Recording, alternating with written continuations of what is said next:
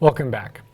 So I'm pretty excited about this lecture. This is one of my favorites. We're going to draw some super cool pictures for the nonlinear dynamics of a particle in a potential well.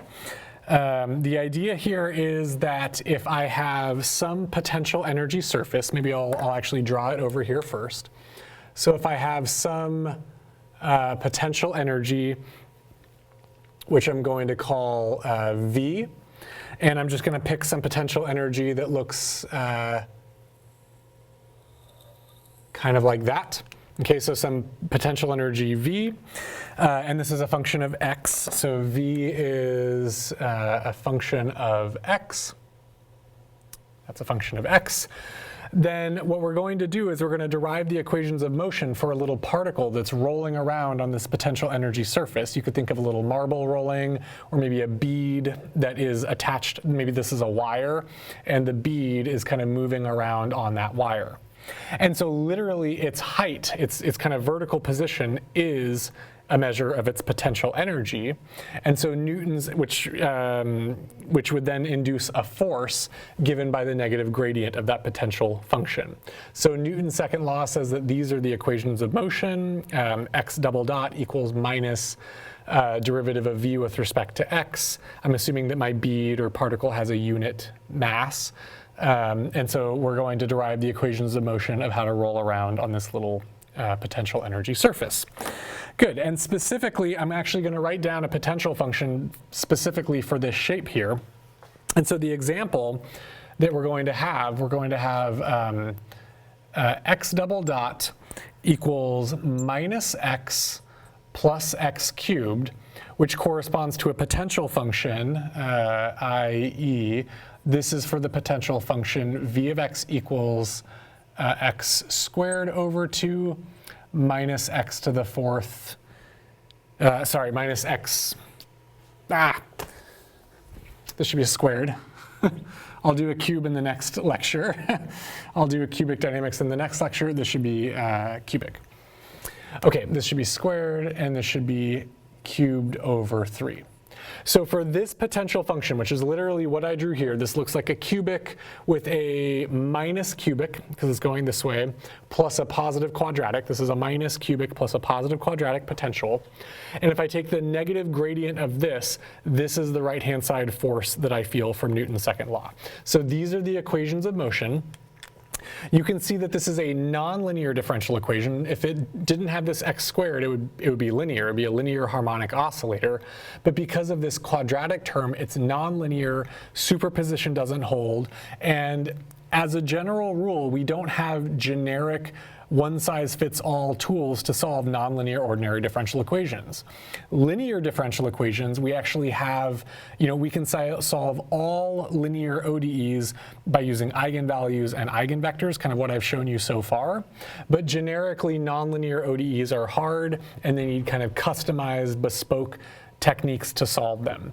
But what I'm going to show you here is that by finding the fixed points of this system and linearizing about those fixed points, we can still learn a ton about the global dynamics of the system. So this is one of my absolute favorite examples. I've been using this for well over a decade. It's one of my favorites.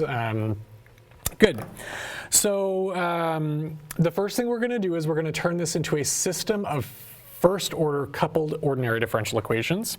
So we're going to write that, we're going to introduce a new variable v. V is going to be the velocity of my particle. And v dot is my acceleration. It equals all of this stuff on the right-hand side. So that equals minus x plus x squared.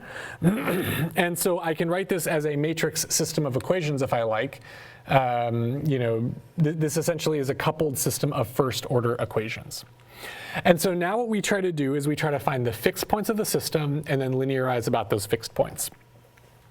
And just over here, if I think about it physically, intuitively, if I really do have a marble or a particle that's kind of rolling around or sliding around on this blue curve, then I expect there will be a fixed point right here. Because if I start at the bottom of a hill, then that point's going to stay at rest unless I move it. So that's a fixed point. And probably stable. If I push it a little, it'll stay close to that area. This point here is another fixed point, because if I was perfectly balanced on the top of that hill, I would stay there. but this is probably unstable. If I push it a little bit in either direction, it's going to start rolling off. So I'm guessing these are my 2 fixed points. That would be intuitively correct. So I have fixed points. So the fixed points, first of all, they both have to satisfy v equals 0, because otherwise this can't be equal to 0. So v has to equal 0 for x dot to equal 0. So my fixed points x, v definitely has to equal 0. And then also minus x plus x squared has to equal 0. So minus x plus x squared has to equal 0, which implies that clearly x equals 0 or x equals 1 are the 2 exact solutions of that equation. So those are the fixed points. So we have fixed points, I'm going to write these in vector form. We have fixed points at x equals 0, v equals 0. And we have another fixed point at x equals 1, v equals 0. Those are the 2 fixed points of the system. And so this is x equals 0, and this is x equals 1. And those are the 2 fixed points at x equals 0 and x equals 1. If I start here with 0 velocity, those are my fixed points of my system. OK, good. So we have found our fixed points by literally just setting this right-hand side equal to 0 and setting the velocity equal to 0, making sure that this system of equations is 0 at these 2 fixed points. So now what we are going to do is we're going to zoom in and locally linearize about these fixed points. And I'm actually going to draw what's called a phase portrait. So here I'm going to actually start to draw that, this phase portrait here, where now I'm going to look at what the trajectories look like in the x. Oh man, I should not have used v and v here for my potential. This is really confusing. I'm sorry. This v up here is my potential function. This v here is my velocity. I'm going to retroactively change this to p of x for potential function. I hope you don't hate me. I just need to get rid of having the same overloaded variable. This is a terrible idea. Let's call this p for potential. Let's call this p for potential. And let's call this p my potential function of x. Okay? In classical mechanics, usually the potential function is designated by a variable capital V, but it's way too confusing here. So my potential function p, and p. Little v here is my velocity of x. OK, that wasn't too bad. So my phase portrait is going to show me what trajectories of the system look like in position and velocity coordinates. So maybe sometimes they'll go around in circles or something like that. And again, I have fixed points at x equals 0, v equals 0. This is a fixed point. And at x equals 1, v equals 0, this is a fixed point. So those are the 2 neighborhoods I'm going to be zooming into and looking closely at by taking the linearization here. So the linearization is based on this Jacobian. So essentially what we're going to do is we're going to write ddt of my x v vector equals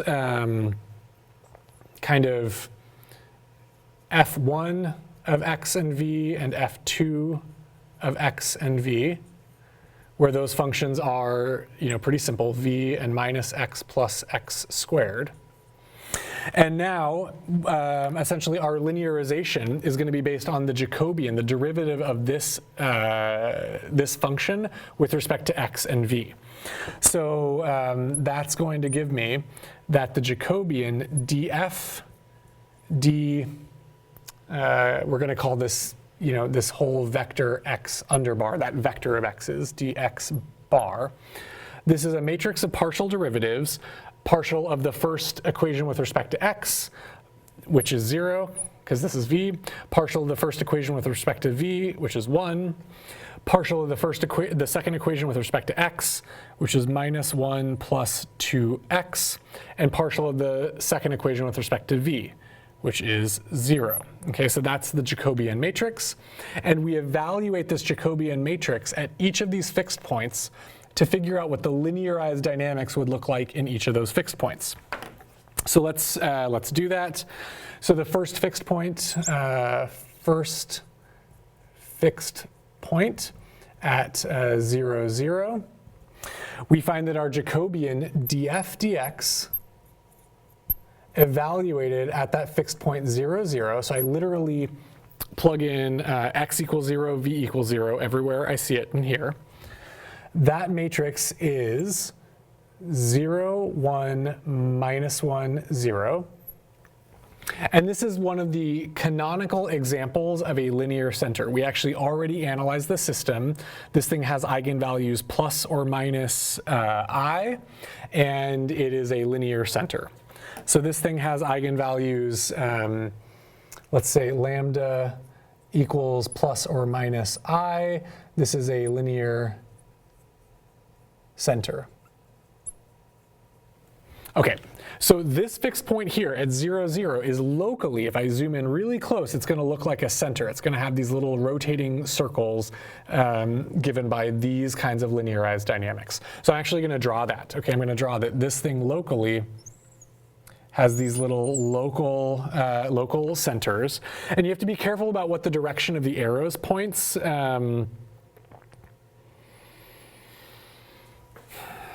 If I start with a little test vector 1, 0, which is in the 1, 0 position, and I multiply it, I get something that is 0, negative 1, which I believe means it's pointing down.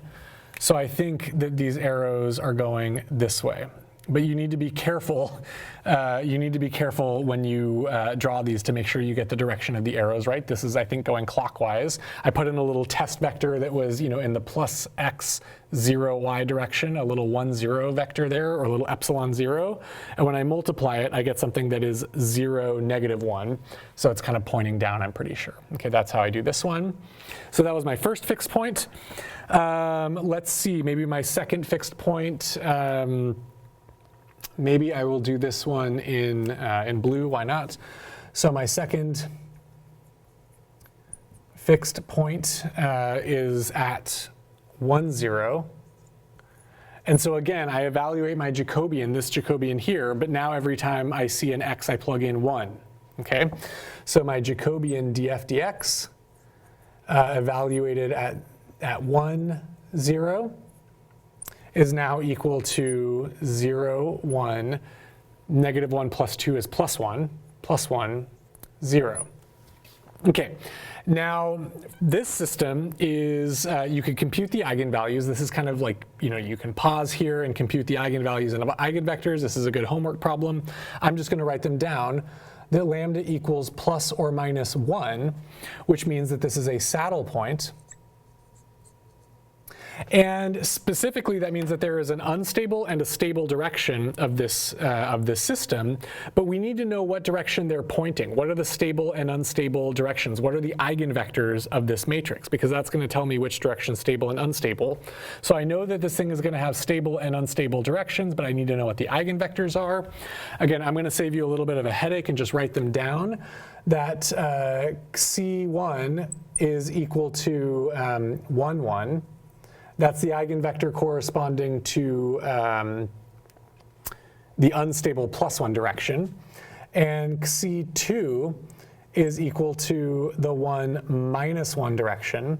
That's the eigenvector corresponding to the stable direction.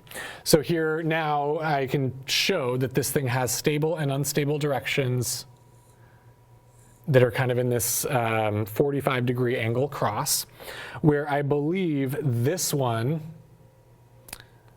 is unstable, and this one is stable. And so far, this is all that we can say about the system. This is all that we can say about the system just by local linearization. Is we found the fixed points, we computed the local derivative of the dynamics, we kind of Taylor expanded these dynamics and using a small approximation, a small neighborhood approximation, came up with these linear dynamics. So literally x dot and v dot equals this A matrix times x and v in this little neighborhood, and x dot and v dot equals this matrix times x and v in this little neighborhood. And so far, that's all I can say. But because this is a mechanical system and I can draw this picture, I can gain a little bit more intuition, and I can actually finish the global phase portrait of this dynamical system. And the way we do that is by imagining, what if I was at this point here, and maybe I'll make sure that we understand what these phase portraits mean locally first, and then I'll show you how to complete the picture. So imagine I'm at this fixed point. I'm a little particle or a little bead that is near this fixed point. So let's say I start at this location here at the positive x v equals 0. So that means I'm at a positive x location. I'm right here with 0 velocity. What's going to happen? I let my system go, and it's going to, x is going to start decreasing. X is going to start decreasing, and as x decreases, my velocity is going to pick up. My velocity is going to increase in the negative direction, so my velocity is increasing in the negative direction. My velocity is going to peak as it passes through x equals 0, so my maximum negative velocity is at x equals 0, and then it's going to start going up this hill. My velocity is going to get smaller and smaller and smaller. X is going to get more and more and more negative. That's exactly what happens here. Until at its peak x value, my velocity is 0, and then it's going to turn around. And it's going to be kind of oscillating in this, in physical space. That corresponds to these oscillations in phase space, these little circles. So you can convince yourself that this little oscillation here of this particle is the same as this thing going around. That's very physical and intuitive. Same thing here. If I push my system a little bit in the x direction, or if I give it a little positive velocity in the positive x direction, it's going to roll off to this infinity. And similarly, if I push it left here, it's going to roll off this way. And so this is how we're going to complete this picture. Is we're going to imagine, what if I took this particle and I pushed it the teeniest, tiniest epsilon left of that fixed point, or I give it the teeniest, tiniest velocity in this direction?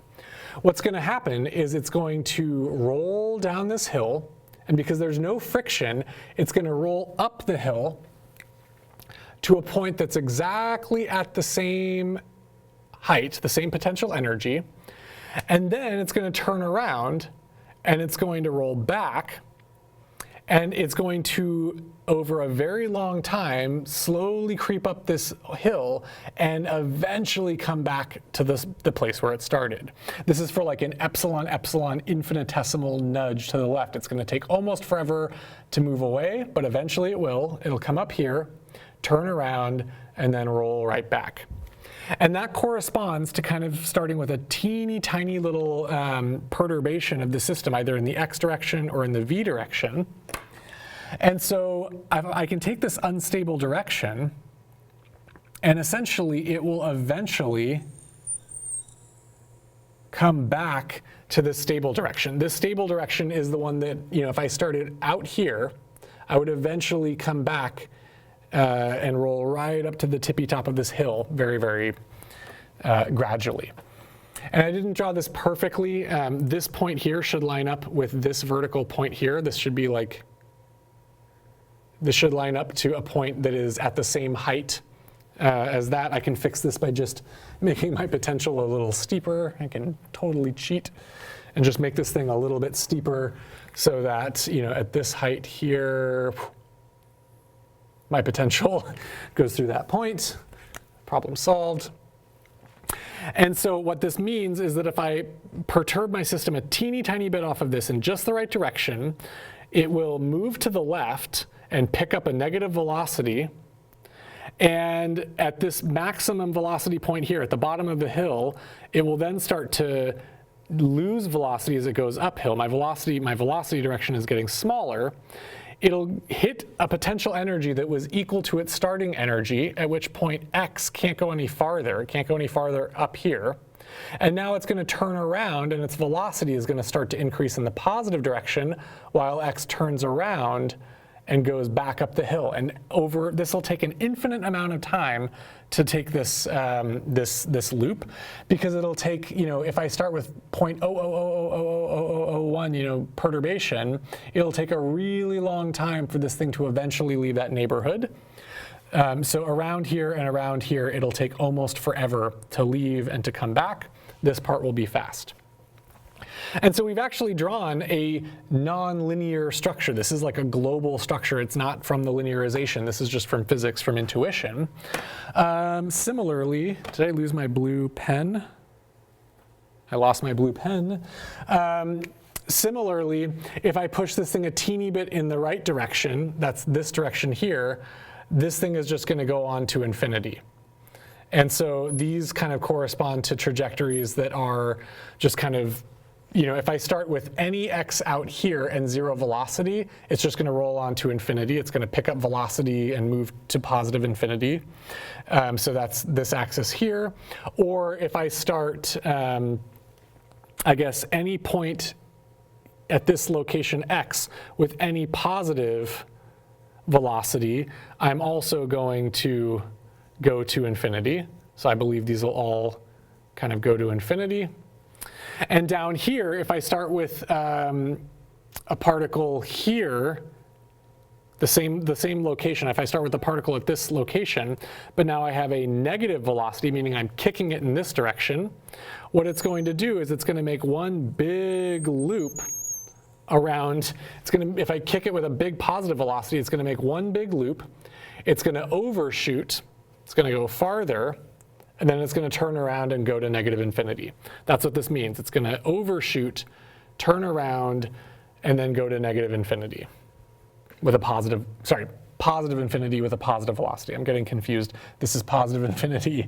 Once it crests this hill, it goes to positive infinity with a positive velocity. And this is the global phase portrait of this system. And you can see that these, presumably have to get kind of stretched out and warped eventually into this kind of cat's eye. But this is what the global dynamics of the system look like. Okay, so really powerful idea. You can take nonlinear differential equations. You can find their fixed points. You can linearize about those fixed points to find out if they're, centers or spirals or saddles or whatever. And then you can draw at least locally what the phase portraits are. And sometimes, if you're lucky, you can reason through what the global phase portrait is. Good. One last thing I want to show you is what if I added some friction here? What if I added some damping, some, maybe minus v here? So now this is minus v. What else is going to change? This is a minus v. And now this Jacobian here, this is going to be a minus 1. Minus 1. In this case, where I've added a little bit of friction to all of this, my saddle is essentially, it is going to have a minus 1 here, but it's still going to have saddle type behavior. It's still going to have saddle dynamics. But now my center is going to have like a minus 1 down here, and my center is going to become a stable spiral sink. So my eigenvalues are now going to be lambda equals some little negative number, negative a, plus or minus I for this center here. And so my saddle is going to stay a saddle. My center is now going to become a stable spiral. Okay, so you can confirm, maybe don't make this minus 1v, maybe make it minus 0.1v or 0.01v, and then it'll be more obvious what's happening. And I can draw that case here. So this was no friction. And this case is going to be with friction. With friction. And so my saddle dynamics are still going to look like saddle dynamics. They're still going to be saddle. But now my fixed point here, instead of having concentric circles, things are going to be spiraling in to the origin like that. And so again, this is all that I can say locally, is that this is what the dynamics looks like. I think those are my unstable and my stable directions. But again, you can reason through what's likely to happen. I wish I had a purple marker. What's likely to happen is that if I just nudge this a tiny bit from this point, a tiny bit from this fixed point, what's going to happen is that this is going to lose energy and eventually connect on to that spiral and spiral into the origin. And so you can kind of, again, reason through what the dynamics of this system will look like for even more kind of global dynamics. So that's, I think, kind of a cool thing, is that you can, add friction, change your eigenvalues, so now they have a little stable damping for this fixed point here. Now this is like, if I have a ball rolling, it's eventually going to die out. That's what this is saying here. And now this orbit connects to that spiral into that fixed point, and that's physically very intuitive. If I nudge this point a teeny bit to the left, it's going to roll, but not quite as high as it did before. And then it's going to roll not quite as high as before, not quite as high as before, and it's eventually going to die out in this well. So really cool things you can do from some combination of linearization, local linearization, and looking at eigenvalues and eigenvectors and trying to draw these phase portraits. All right, thank you.